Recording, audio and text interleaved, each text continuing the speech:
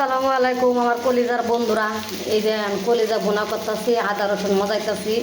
ঠিক আছে, আদা রসুন মজাইয়া তারপরে কলিজাটা দিমু।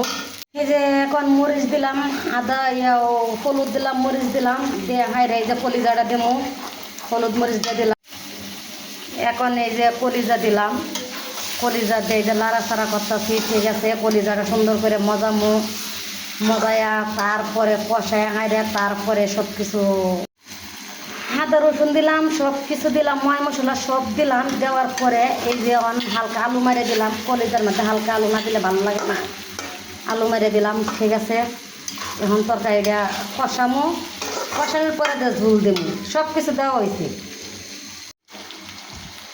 তো অলরেডি আমার কলিজাটা বোনা হয়ে গেছে। ঠিক আছে, তো যারা যারা খাইবেন সবাই আসবেন, আর সবাই দয়া করে কমেন্টে সুন্দর করে লিখবেন, আমাকে সাপোর্ট করবেন, আমি আপনাদের সাপোর্ট করবো। ঠিক আছে।